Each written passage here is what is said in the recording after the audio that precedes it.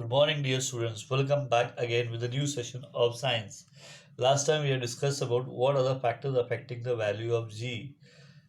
Now today we are going to study about free fall.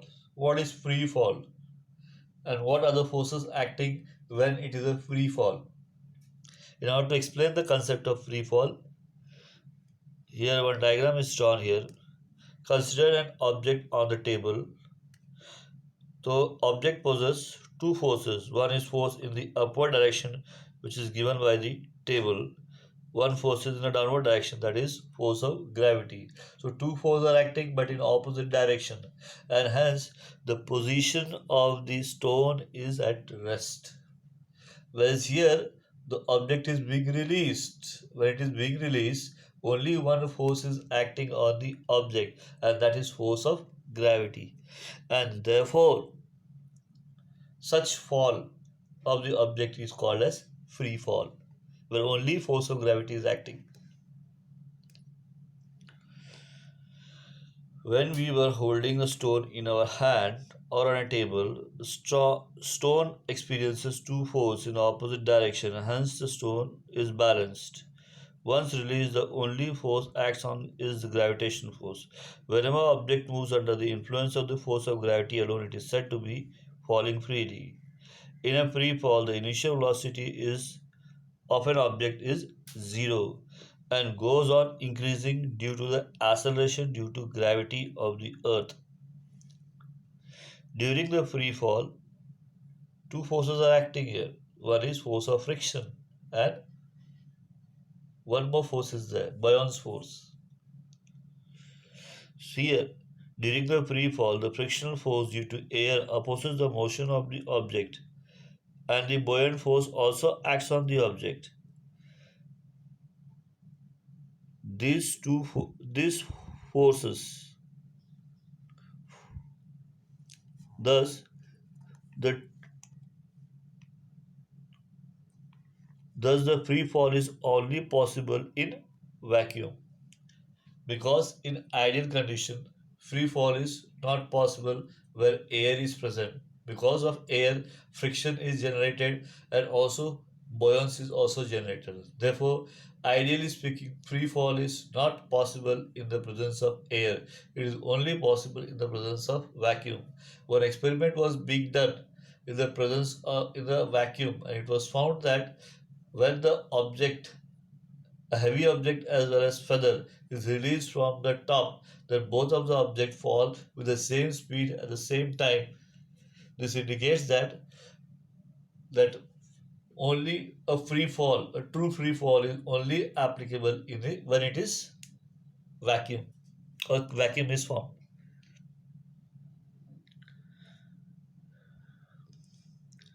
For freely falling object, u is equals to 0 and a is equals to g. The equation can be written as v equals to gt, s equals to half gt square, v square equals to 2gs. How this three equation of motion has been generated? The first equation of motion is v equals to u plus at. Since u is 0 and a equals to g, and therefore first equation becomes v equals to gt. Similarly, second equation of motion is s equals to ut plus half at square. Since u is 0 and a is equals to g, therefore s equals to half gt square, and same way we can say v square equals to 2gs.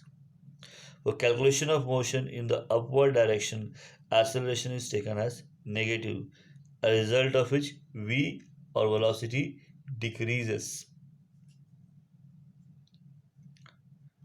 Now, free fall example is moon and satellite which is revolving around the earth. Only force of gravity is acting.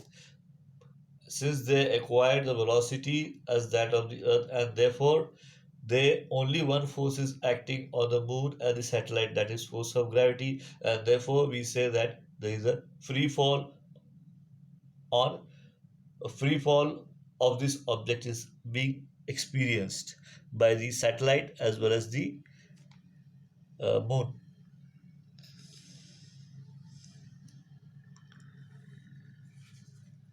Further,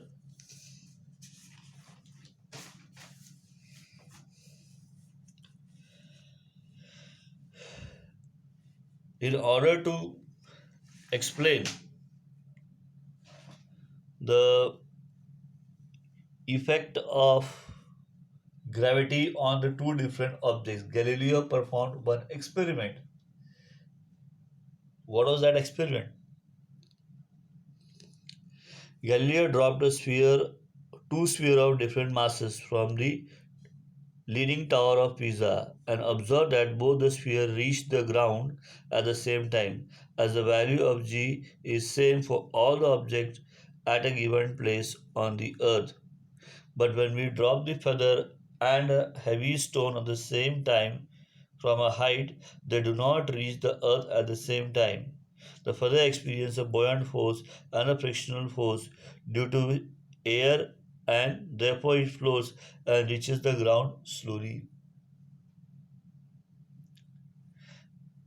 Next subtopic is gravitational potential energy.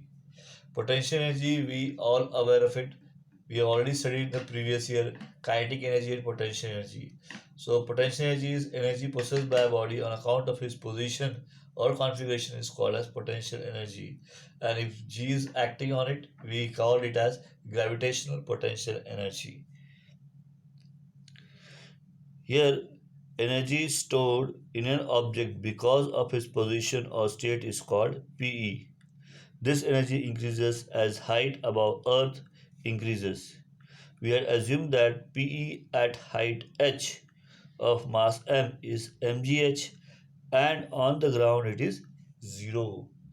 Why 0? Because h is 0, and therefore since the formula for PE is mgh, since h is 0, and therefore total potential energy on the ground is considered to be 0.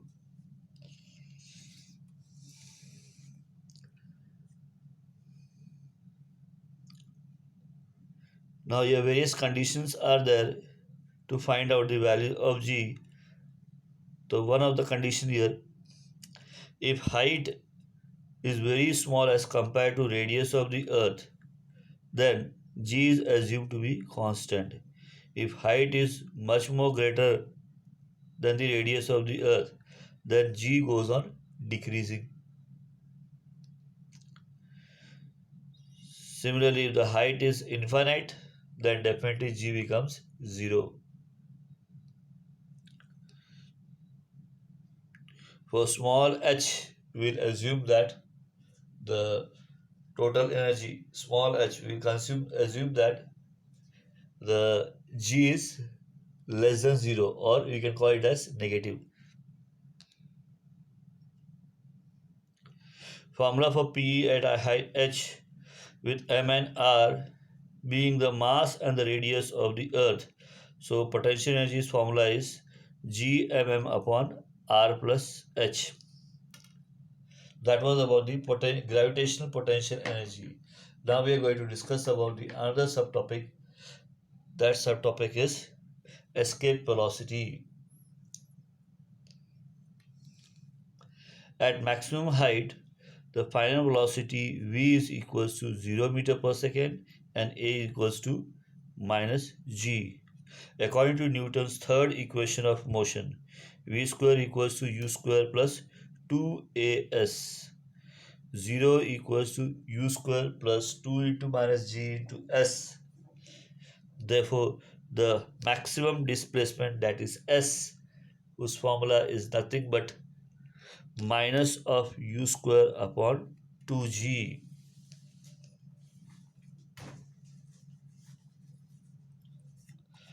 Thus, higher the initial velocity, larger is the height s. The reason for that is, higher the initial velocity, the ball will oppose the gravity, and larger will be the height to which it can reach. And therefore, it is necessary that in order to reach the maximum height, the initial velocity of the object should be maximum. Greater the initial velocity, height will be maximum. If we keep increasing the initial velocity of the ball, it will reach to larger and larger height, and above a particular value of u of the ball will be able to overcome the downward pull of the earth. So if an initial velocity is more to such an extent that it will overcome the force of gravity such that the ball or the object will not come back to the earth, then such a velocity we call it as escape velocity.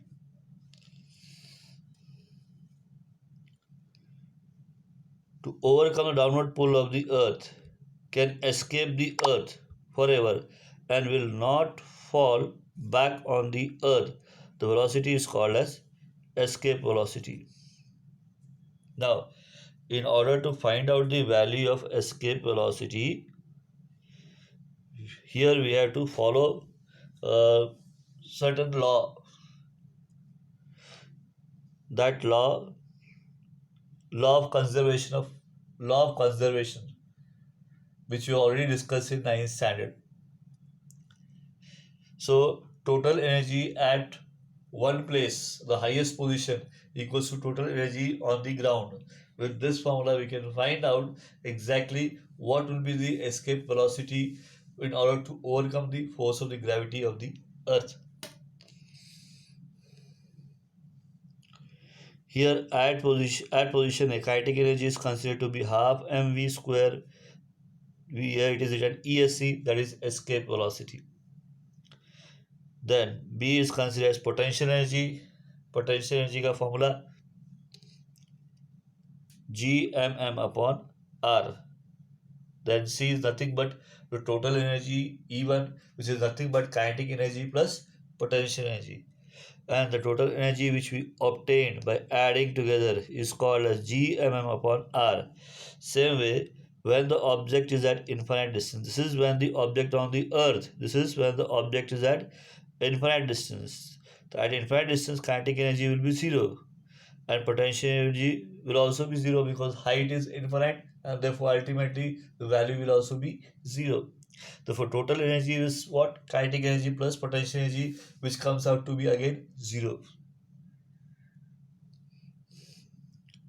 But as per the principle of law of conservation of energy, energy at one place is equals to energy at the other place. That is, E1 is equals to E2. The value of E1 and E2 we have already calculated. So here value of E1 is nothing but half mv square escape velocity, and here Gmm upon R. We'll bring it together together, then sign changes, and in between minus comes out. Here like terms will be cancelled, and at last we get the formula or value for the escape velocity. V square is nothing but 2 Gm upon R. Further, it is being modified and taken square roots, and we get escape velocity as square root of gr. Now, square root of gr, after putting the value of g and r in the following terms, we can get the escape velocity, which comes out to be 11.2 kilometer per second. So, if the initial velocity of any of the object is more than 11.2 kilometer per second, then it can overcome the earth's gravity, and that is nothing but escape velocity.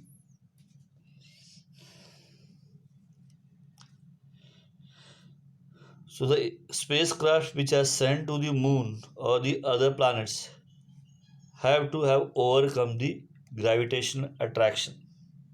Now, weightlessness in the space, when in the space we feel weightlessness. Now, what is the reason behind it?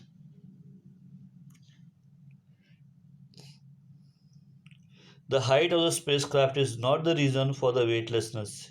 It is caused by being in the state of free fall, not because of the gravity is not there.